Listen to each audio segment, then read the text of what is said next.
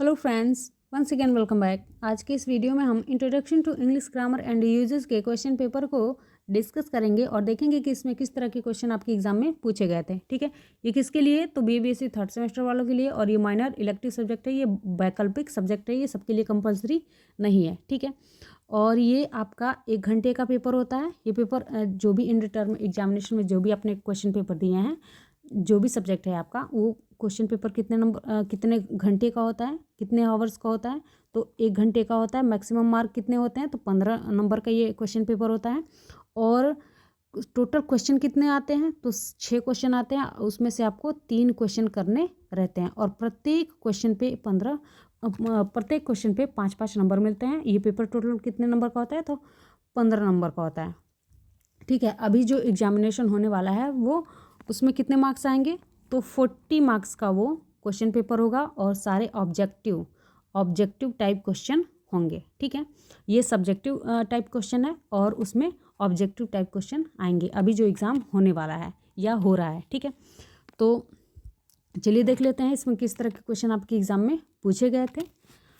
यहाँ पे आप लोग को रोल नंबर भरना होता है। जो भी स्टूडेंट नए हैं उन लोगों के लिए हेल्प करेगा। ठीक है, तो उन लोगों को मैं बता रही हूँ, जो भी स्टूडेंट पेपर दे रहे हैं उन लोगों को पता है। जिनको नहीं पता है तो यहाँ पे एक एक करके रोल नंबर भरा जाता है। जितना भी आपका रोल नंबर है, एक एक नंबर को एक एक बॉक्स में भर दिया जाता है। उसके सामने जो भी नंबर आपने भरा है उसके सामने वाले जो भी नंबर, इसमें जैसे मान लो कि इसमें आपने 1 भरा है, तो आप यहाँ पे उसके सामने 1 को सर्कल बना दोगे, उसको भर दोगे, फिलअप कर दोगे। यहाँ पे 2 है तो 2 को फिलअप करोगे।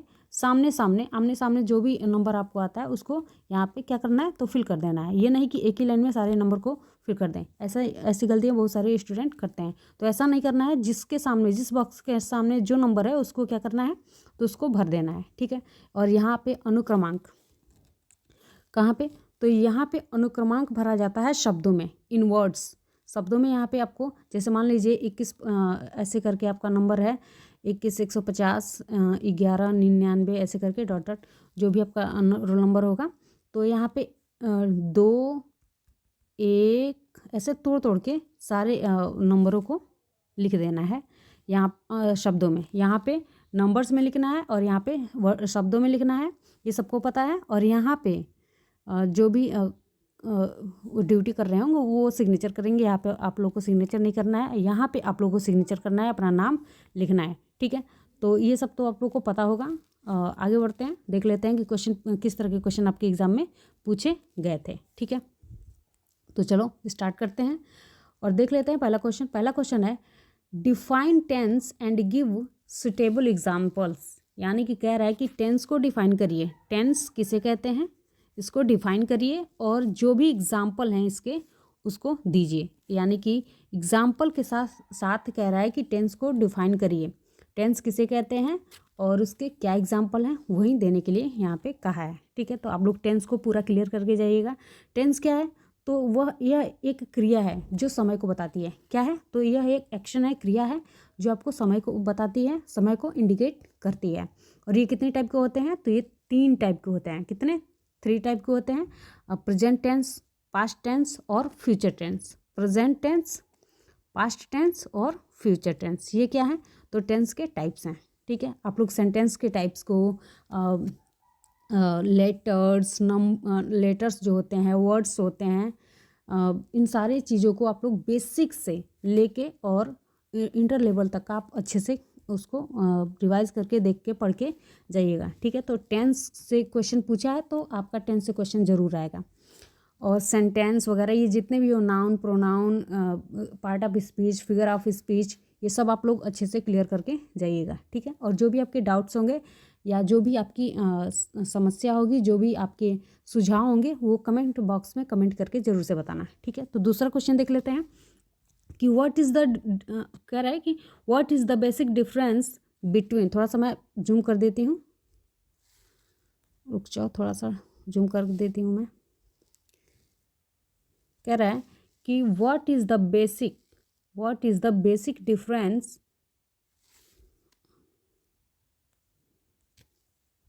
ठीक है, थोड़ा सा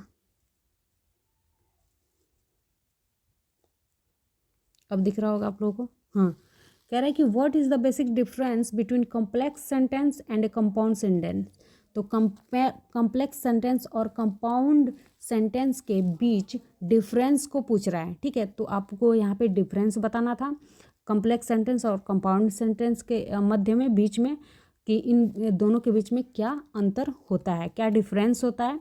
तो सेंटेंस, ये कॉम्प्लेक्स और कंपाउंड सेंटेंस को समझने के लिए सबसे पहले आपको क्लास पढ़ना पड़ेगा। क्या पढ़ना पड़ेगा? क्लास। तो आप लोग क्लासेस को अच्छे से क्लियर करके जाइएगा, पढ़ के जाइएगा, रिवाइज करके जाइएगा विथ एग्जाम्पल। ठीक है, क्योंकि इस तरह के क्वेश्चन आपके एग्जाम में पूछे जाएंगे कि आपको ऑप्शन में दे दिए जाएंगे कुछ एग्जाम्पल्स और पूछा जाएगा कि ये क्लास है, सेंटेंस है या जो भी है। ठीक है, तो इस तरह के क्वेश्चन पूछे जाते हैं आपके एग्जाम में और पूछे जाएंगे।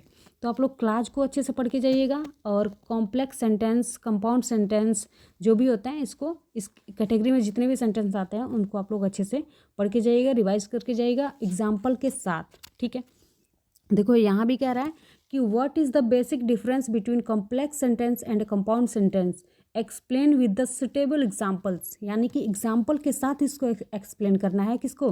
तो कंपाउंड सेंटेंस और कॉम्प्लेक्स सेंटेंस के बीच के डिफरेंस को, बीच का जो डिफरेंस है उसको किसके साथ? तो एग्जाम्पल के साथ डिफाइन करना है। ठीक है, एक्सप्लेन करना है।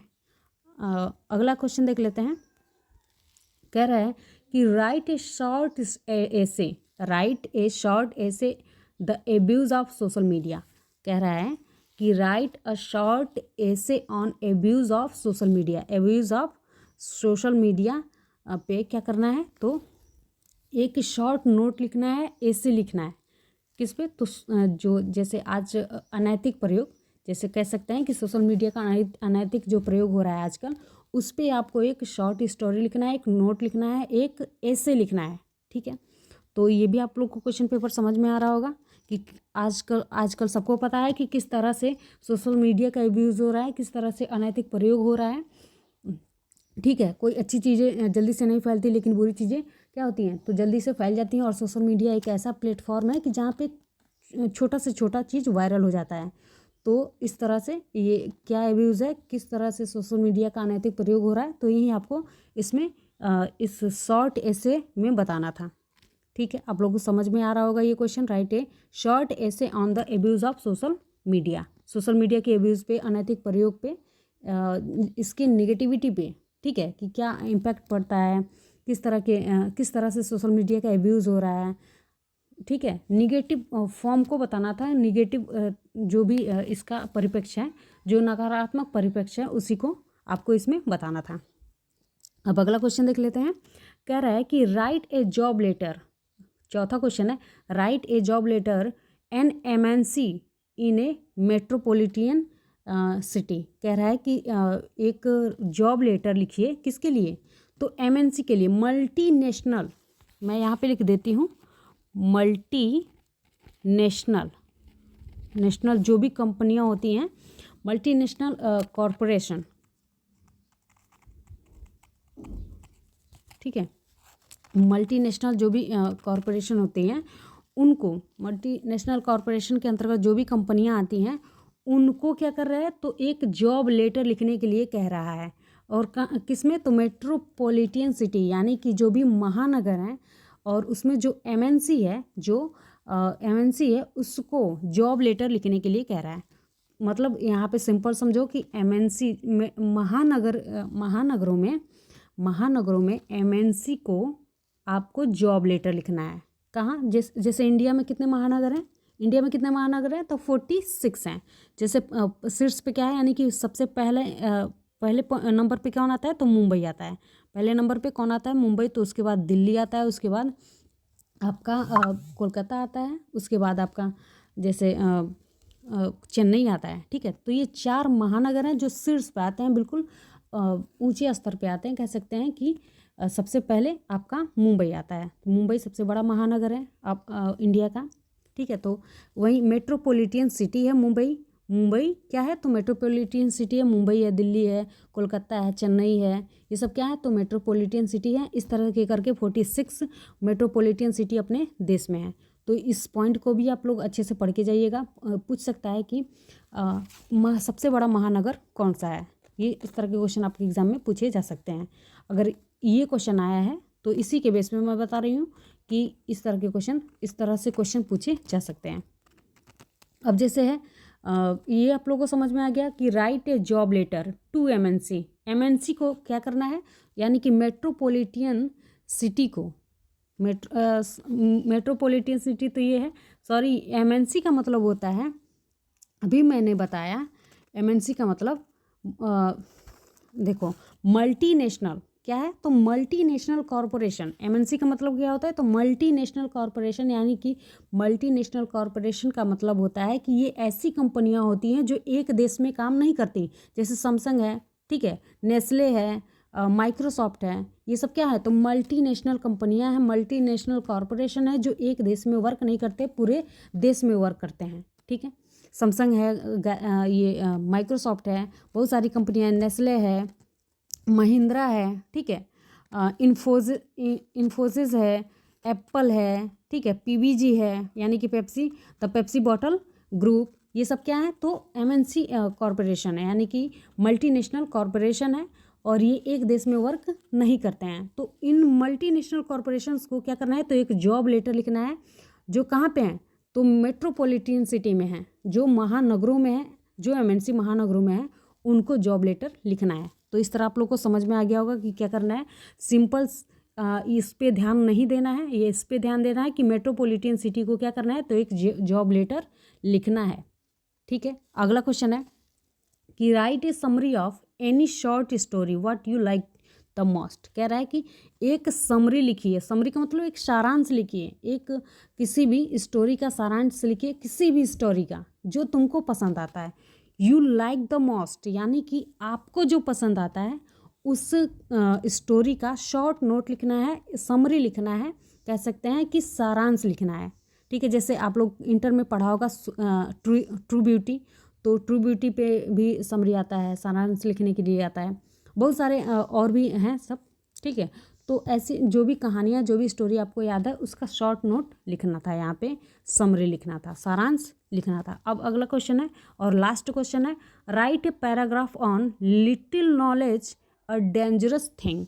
यानी कि कह रहा है कि एक पैराग्राफ लिखना है किस पे, तो a little knowledge is a dangerous thing, यानी कि छोटा ज्ञान क्या होता है, तो खतरनाक होता है। इसके बहुत सारे एग्जाम्पल्स हैं, आपको भी ये चीज़ बहुत अच्छे से समझ में आ रही है, ठीक है। देखो किसी अनपढ़ को आप अगर किसी के पास ज्ञान नहीं है तो आप उसको ज्ञान दे के समझा सकते हैं, और जिसके जो ज्ञानी है उसको भी आप अच्छे से समझा सकते हैं, जो अज्ञानी है उसको भी समझा सकते हैं। लेकिन जिसके पास थोड़ा ज्ञान है, यानी कि ना कम है और ना ज़्यादा है, यानी कि अधूरा ज्ञान है, उसको समझाना थोड़ा सा क्या होता है, तो मुश्किल होता है। तो इस तरह से वही कह रहा है कि a little knowledge is a dangerous thing. आप कुछ बताओगे तो वो मानेगा ही नहीं, और मानेगा तो बहुत ज़्यादा दिक्कतों के मतलब ऐसे लोग क्या करते हैं, तो अपने आप को ही महान समझते हैं। तो वही कह रहा है कि a little knowledge is a dangerous thing. इसी को आपको एक कहानी के थ्रू या जैसे भी आप समझा सकते हो, जैसे भी लिख सकते हो, इस पर एक शॉर्ट नोट लिखना था, पैराग्राफ लिखना था, ठीक है। तो ये थे आपके क्वेश्चन जो आपके एग्ज़ाम में पूछे गए थे, और इससे रिलेटेड क्वेश्चन आपके एग्ज़ाम में पूछे जा सकते हैं। और बेसिक जो भी ग्रामर है, ठीक है, बेसिक जो भी ग्रामर है उसको तुम लोग पूरे कंप्लीट करके जाना। इंटर लेवल का ही आप ग्रेजुएशन में तो ऐसा नहीं कि आपको ये नाउन प्रोनाउन ये सब पार्ट ऑफ स्पीच नहीं, फिगर ऑफ स्पीच आपसे पूछेगा अगर पूछना होगा तो, ठीक है। तो आप लोग इंटर लेवल का जितना भी ग्रामर है, complex sentence, compound sentence, class, ठीक है, फिगर ऑफ स्पीच, ये सारी चीज़ें आप लोग क्या करेंगे, तो अच्छे से। हाँ, एक और चीज़, पंक्चुएशन को अच्छे से पढ़ के जाना। क्या, पंक्चुएशन को अच्छे से पढ़ के जाना। ये सारी चीज़ें बेसिक्स हैं ग्राम आपके लिए, तो ये सारी चीज़ें पढ़ के जाना अच्छे से, आपका पेपर आसानी से हो जाएगा। बहुत ज़्यादा कह सकते हैं कि डेंजर पेपर नहीं आता है, बहुत इजी क्वेश्चन आता है। आप लोग अच्छे से तैयार करके जाओगे तो अच्छे से हो जाएगा, ठीक है। बेसिक्स जो भी आपने पढ़ा है उसको अच्छे से रिवाइज कर लीजिएगा एग्ज़ाम देने से पहले, ठीक है, हो जाएगा, इसमें कोई डाउट नहीं है। आप लोगों को पता भी है।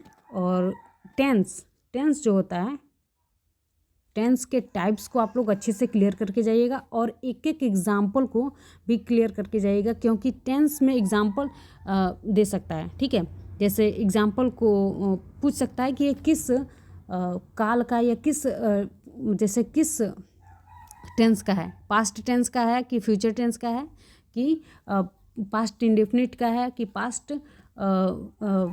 परफेक्ट का है। ऐसे किस, जैसे आपके टेंस कितने प्रकार के होते हैं, तो टेंस 3 प्रकार के होते हैं। कितने, तो 3, प्रेजेंट टेंस, पास्ट टेंस और फ्यूचर टेंस। और प्रत्येक टेंस के और 4 जैसे मान लो कि present indefinite tense, present perfect tense, present continuous tense, sorry, present indefinite, present continuous, present perfect tense, present perfect continuous tense. 4 sentence होते हैं। पर जितने भी टेंस हैं उनके 4 और भी सेंटेंस होते हैं। सेंटेंस कितने प्रकार के होते हैं, तो 5 प्रकार के, comparative, operative, negative, imperative, optative, इस तरह से करके सेंटेंस के टाइप्स को भी आप लोग पढ़ के जाइएगा। और हाँ, नरेशन भी पढ़ के जाना और एक्टिव वॉइस, पैसिव वॉइस भी पढ़ के जाना। ठीक है, तो अगर आपको कुछ पढ़ना है तो आप लोग चाहें तो कमेंट बॉक्स में कमेंट करके बता सकते हैं, मैं उसको अच्छे से एक्सप्लेन कर दूँगी। जो भी टॉपिक आपको समझ में नहीं आता है आप लोग कमेंट करके बताना, मैं उसको ईजीली एक्सप्लेन कर दूँगी। ठीक है, तो वीडियो को लाइक शेयर करते रहना और चैनल को सब्सक्राइब कर देना, और जिन भी स्टूडेंट का ये पेपर है उसको शेयर कर देना एग्ज़ाम से पहले। ठीक है, तो मिलते हैं अगले वीडियो में, तब तक के लिए नमस्कार और थैंक यू सो मच। ठीक है।